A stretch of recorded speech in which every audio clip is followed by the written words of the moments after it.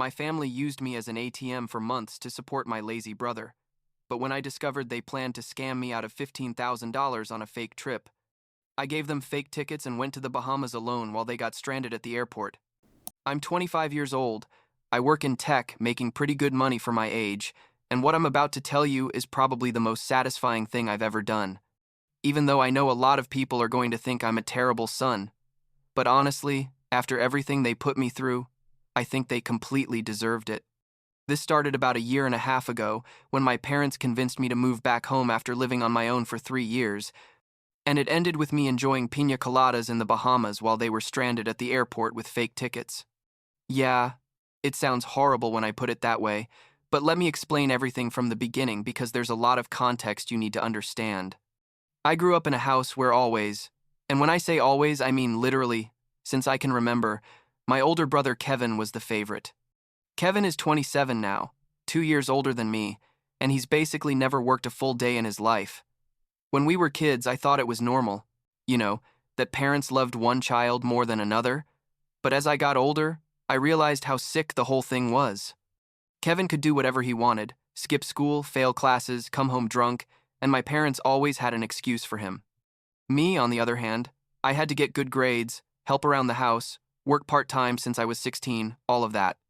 And it's not that I'm complaining about being responsible. In the end, that helped me get a good job, but the contrast was ridiculous. When I graduated from college at 22, I moved out immediately. I got a job at a tech company. Nothing amazing at first, but it paid decent, and I rented a small apartment with a roommate. Those were the best 3 years of my life, honestly. And for the first time, I didn't have to listen to my mom complaining that I wasn't helping enough while Kevin slept until 2 in the afternoon. I didn't have to watch my dad give Kevin money for his nights out while telling me I needed to learn to budget better. It was liberating, you know what I mean? But then, about a year and a half ago, my parents started this very subtle campaign to get me to come back home. At first, it was casual comments like, "Oh, Mason, we miss having you here. The house is so empty without you." Then they started with the money thing, saying that if I came back home, I could save a huge amount on rent and utilities, that they'd charge me way less than what I was paying for my apartment, that I could use that money to eventually buy my own house. And honestly, the idea didn't sound that bad. I was paying like $1,200 a month in rent plus utilities, and they were offering to let me stay for $500 a month, all included. I did the math and thought, well, in a year I could save like an extra $10,000. That's not bad at all. The official conversation was at dinner at their house one Sunday. My mom had made my favorite food, lasagna, with that garlic bread she makes. That's incredible. And after eating, my dad brought up the subject very formally. He said, "Mason, your mom and I have been talking and we really think it would be beneficial for everyone if you moved back home for a while."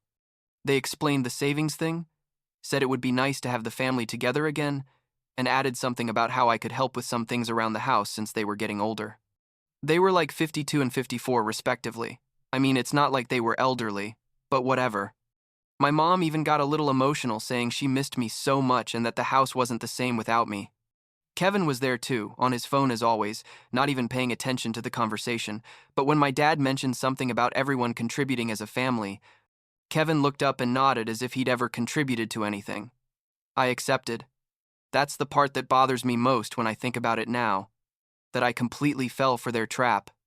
I told them yes, that it seemed like a good idea, that I'd start looking for someone to take my part of the apartment, and that I could probably move in a month.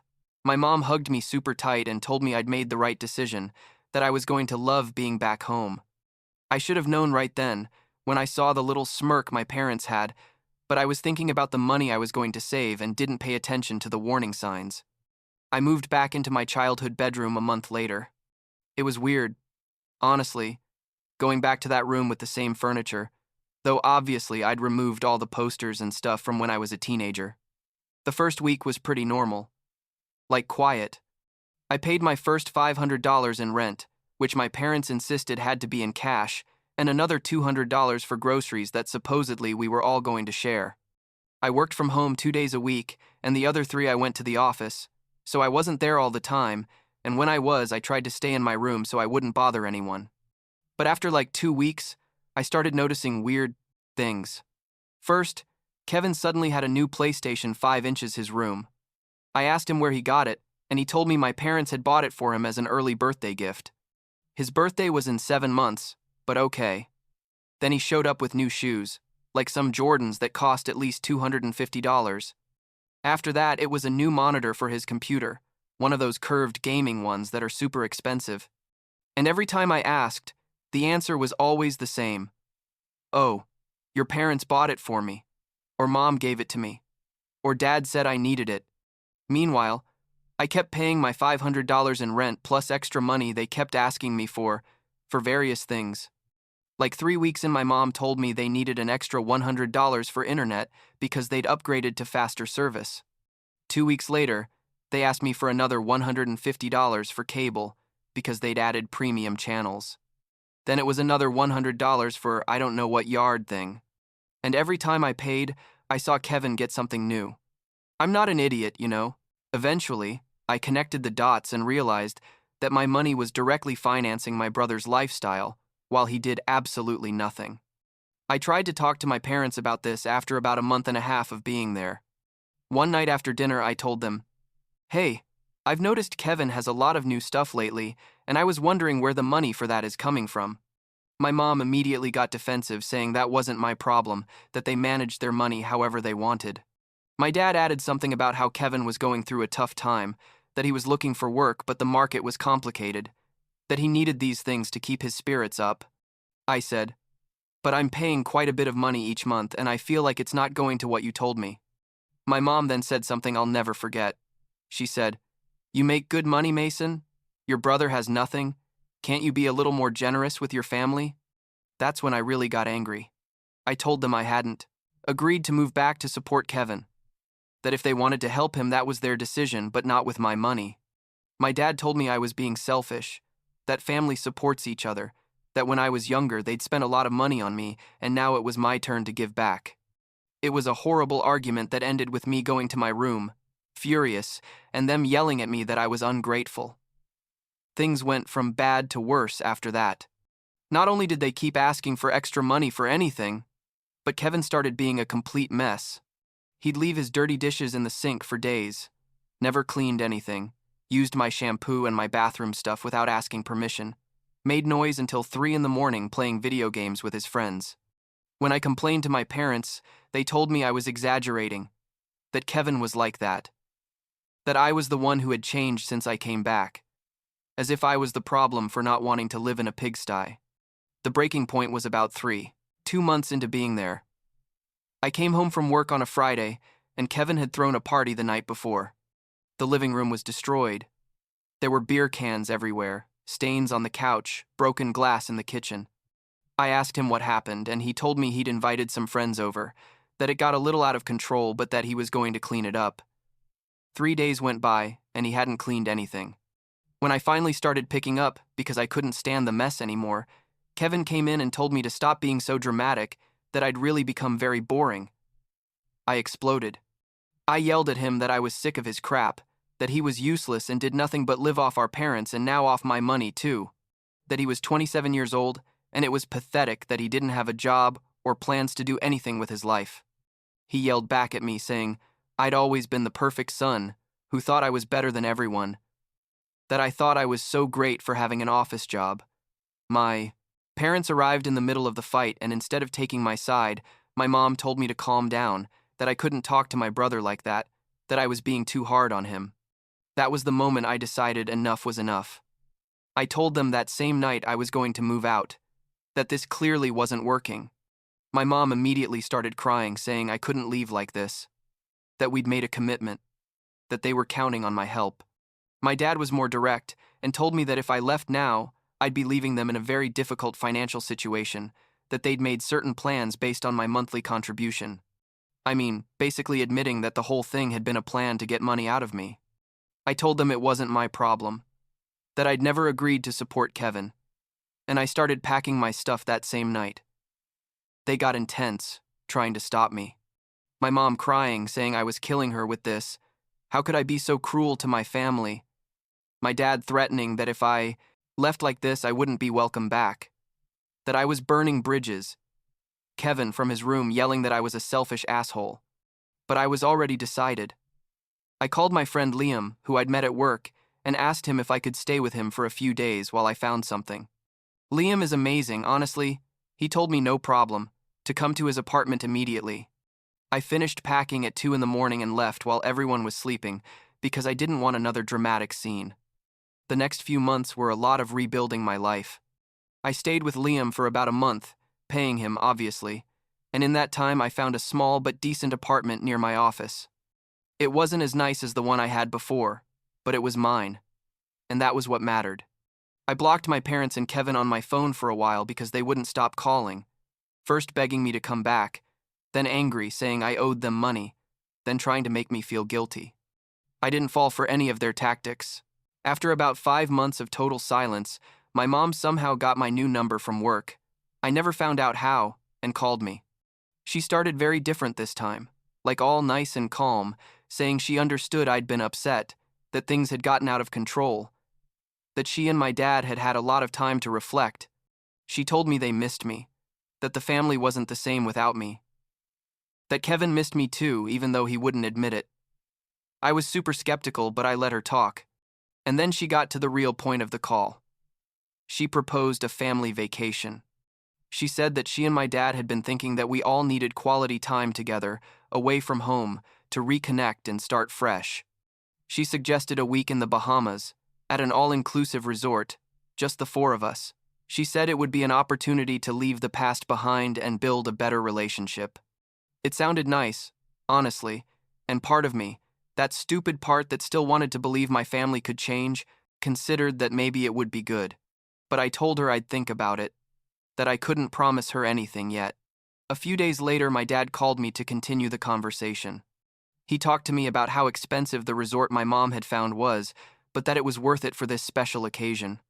He told me the prices, and they were pretty high, like $3,500 per person for the complete package for a week, flights included, and everything. He mentioned very casually that maybe I could book the trip, since I had a credit card with a better limit and better points, and that they'd reimburse me later. He said this as if it was the most normal thing in the world, as if I didn't know perfectly well how they operated. I told them I'd think about it. Another week went by with occasional calls from my mom being super sweet, sending me messages about how excited she was about the trip idea, sending me photos of the resort. I was almost starting to believe them when one Sunday, I went to drop off something I'd forgotten at their house, a box with old books I'd left when I moved out in a hurry. I used my old key. They'd never asked me to return and went in without warning because I thought they weren't there. Their car wasn't outside. But it turns out they'd gone to buy something quickly and were back. I heard them talking in the kitchen before they saw me. My mom was saying, "When he reimburses us after the trip, we'll just tell him unexpected expenses came up and we can't pay him back yet." My dad answered something like, "Exactly, and by the time he realizes it, we'll have already enjoyed the free vacation." Kevin laughed and said, "The idiot is going to pay for everything again. It's too easy." He said that with that money he could finally buy himself one of those expensive laptops he wanted. I froze in the entrance, listening to them planning to scam me. I took out my phone and started recording, my hands shaking from the rage. I recorded about 3 minutes of them laughing about how dumb I was, how I'd always been easy to manipulate, how I was the one paying for everything while Kevin enjoyed it. My mom even said something like, "Mason has always been the responsible one. He always does the right thing. That's why we know he'll fall for it." When I finished recording, I left the house without making noise, left the box of books in the car, and drove away. That night, in my apartment, I listened to the recording about 5 times. Each time I got angrier, but also, and I know this sounds bad, I started feeling something else, like an excitement that I finally had proof of what I'd always known, and an idea started forming in my head. A probably terrible idea, but one that felt absolutely perfect. If they wanted a free vacation at my expense, I was going to give them something much better. The next day, I called my mom and told her I'd decided yes, that the trip was a great idea, that we all needed this. She was super excited, practically screaming with happiness. She told me the dates they'd been thinking, in about 2 months, and gave me all the information about the resort. That same afternoon, I started researching and making reservations. But I didn't book for 4 people. I only booked for myself. I got an incredible suite with an ocean view, all possible upgrades, spa included, private excursions, everything. I spent like $5,000, but it was worth every penny for what I was about to do. Then, and this is the part that required more work, I designed fake plane tickets for my family. They looked completely real, with fake confirmation codes, real flight number but wrong time, everything super convincing. I designed them to say their flight left at 4 p.m., when in reality, the last available flight to the Bahamas that day left at 11 a.m. And obviously, they didn't have seats on it. During the following weeks, I played my part perfectly. Every time my mom mentioned the trip, I sounded super excited. When my dad asked about the tickets, I sent him the fake ones saying, "Here they are, all set." Kevin even sent me a message that said something like, "Thanks for the trip, bro," like trying to be nice so I wouldn't suspect. I told them we'd meet at the airport, that I was going to arrive directly from work, so we'd better meet at the boarding gate. The day arrived. My flight was at 1 a.m., like I said. I got to the airport, relaxed, checked my bag, went through security, and boarded the plane without any problem.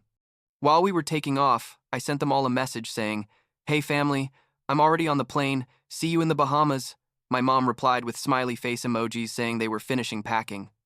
I landed in the Bahamas around 2 p.m. local time. The resort was absolutely spectacular, better than I expected. I settled into my suite, changed into my bathing suit, and went to the beach with a piña colada in my hand. Around 5 p.m., when I was already on my second drink watching the sunset, the messages started. First, it was my mom. "Mason, where are you? We don't see you at the gate." Then my dad. "The flight says it boards in 30 minutes, but your ticket says it was at 4. Then Kevin. "Dude, what the hell? Where are you?"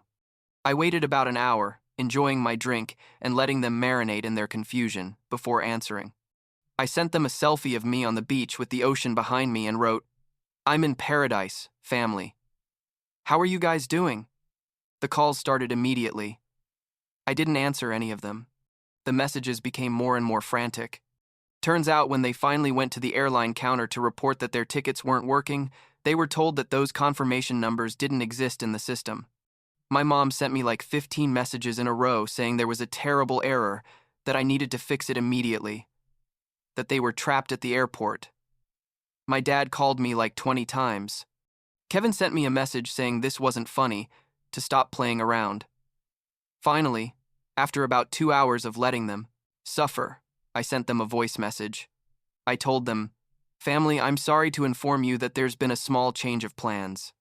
Turns out that after thinking about it, I decided this trip was just for me. Thanks for the vacation idea. It's incredible. The resort is beautiful. I hope you enjoy the airport. Oh, and by the way, I sent you something else." I sent them the recording of when I heard them planning to scam me. The silence after that was glorious. For about 3 days, I didn't receive a single message. I meanwhile was living the best week of my life. I went snorkeling, took surfing lessons, ate at incredible restaurants, got massages at the spa, everything. Every day I uploaded photos to my private Instagram, which they couldn't see because I'd blocked them. But I knew they'd eventually find out. It was the most relaxing and satisfying week I've ever had. When I got back home a week later, I found my family waiting for me outside my apartment, all 3 of them standing there. My mom with a face like she'd been crying, my dad with that expression he'd get when he was trying to control his rage, Kevin just looking miserable. They tried to come in with me, but I didn't let them pass the building lobby. My mom immediately started with the drama, saying how could I have done something like that to them, that I'd humiliated them, that they'd had to explain to all their friends why they'd canceled the trip. I told them I hadn't canceled anything, that my trip had been perfect. My dad then changed tactics and tried to get tough, saying what I'd done was theft or fraud, that the fake tickets were illegal. I told him to call the police if he wanted, that I'd gladly show them the recording of them planning to steal $14,000 from me, that shut him up pretty quickly. Kevin tried to get physical, like approaching me in a threatening way, but the building security guard came over and told him to calm down or he'd call the real police. My mom then tried the last card she had, left, the emotional guilt trip. She said I'd destroyed the family. How could I sleep at night knowing what I'd done to them? That she was my mother and deserved respect. I answered that they'd destroyed any respect I had for them when they used me as an ATM, when they chose Kevin over me my whole life, when they planned to scam me out of thousands of dollars while pretending they wanted to reconnect. I told her the recording didn't lie, that in their own words they'd admitted they saw me as an idiot they could take advantage of. They finally left when I threatened to call the police myself. But the drama didn't end there, because apparently it wasn't enough humiliation. In the following days, my mom started calling all the extended family, aunts, uncles, cousins, my grandmother, telling them her version of the story. In her version, I was a cruel and vindictive son who'd spent thousands of dollars just to humiliate them, that I'd promised them a family trip and then betrayed them, that I'd refused to help my family when they needed me most. She didn't mention, obviously, the whole part about how they planned to rob me. I started getting messages from relatives I barely saw, telling me they were disappointed in me. That family is family. That what I'd done was unforgivable. My Uncle Richard called me and gave me a half-hour sermon about respecting parents. A cousin sent me a long message about how I'd had privileges Kevin didn't have, and I should be more understanding. It was frustrating to see how my parents manipulated the narrative and how people believed them without even asking for my side. So I did something that was probably nuclear, but I felt it was necessary. I made a long post on Facebook explaining the whole situation from the beginning, from when they convinced me to come back home, all the money they got out of me, how I discovered they were financing Kevin with my money, the fight that caused me to leave, and finally the vacation plan and how I discovered it. And best of all, I uploaded the recording. I edited it a bit to remove some parts where they mentioned other people's names, but I left everything important. Their voices clearly planning how they were going to scam me and laughing about how easy I was to manipulate. The post exploded. Within hours, I had like 200 comments, most from people I knew telling me I'd done the right thing, that my parents sounded horrible, that nobody deserved to be treated like that by their family. Several of those same relatives who'd criticized me were now commenting things like, "I didn't know the situation was like that," or "Your mom didn't tell me the whole story." My grandmother even commented saying she was horrified at how her daughter had treated her grandson and that she hadn't known anything about this. My parents went crazy. They showed up at my apartment 2 days after the post, my mom hysterical, telling me I had to take it down immediately, that I'd humiliated her in front of everyone, that I'd ruined her reputation. My dad was red with rage, saying I'd crossed a line, that sharing that recording was invasion of privacy, again threatening legal action. I told them the recording was made in their house, where I technically was still a resident at that time, that they were in a common space with no expectation of privacy, that I'd checked with a lawyer and I was within my rights to share it. Kevin was there too, but didn't say much. I think he was finally understanding that his easy life at my expense was over forever. My mom cried, saying nobody was going to want to talk to them now, that I'd left her without friends. How was she going to be able to see the family at Christmas? I told her that wasn't my problem, that she'd created this situation with her actions and now she had to live with the consequences. That if she'd been honest from the beginning, if they'd treated me with respect instead of like an ATM, none of this would have happened. I ended up making one last post on Facebook a few days later. It was short and direct. I said that after much reflection, I decided to cut contact completely with my parents and my brother, that I'd tried to have a relationship with them, but it was clear they only saw me as a source of money and support without reciprocity, that I wasn't angry or seeking revenge, simply protecting my peace of mind and well-being. I thanked everyone who'd supported me and said I wasn't going to talk about the subject publicly anymore. I blocked them on absolutely everything after that: Facebook, Instagram, Twitter, which I never use but still, LinkedIn, my phone, email, everything. I told my work not to transfer calls from them. I changed all my passwords in case they had access to anything. Basically, I erased them from my life digitally. It was liberating in a way I can't explain well, but it was also sad, you know. As toxic as they were still my family, and there was a part of me that had wanted things to be different. It's been about 6 months since all that. I haven't talked to any of them a single time. I know from mutual friends that Kevin finally got a job, like at a call center or something, because my parents couldn't support him like before anymore. Apparently, they had to sell their big house and move to something smaller, because without my contributions, they couldn't pay the mortgage. My mom, according to what I know, stopped going to her book club and several social activities because people avoid her. A small part of me feels bad about that, but honestly, most of me feels like it's justice. My life is so much better now. I got a promotion at work 3 months ago. I'm saving real money for the first time. I have an active social life with people who value me. I started therapy too, which has been super helpful for processing all this and understanding the patterns of abuse and manipulation I normalized for years.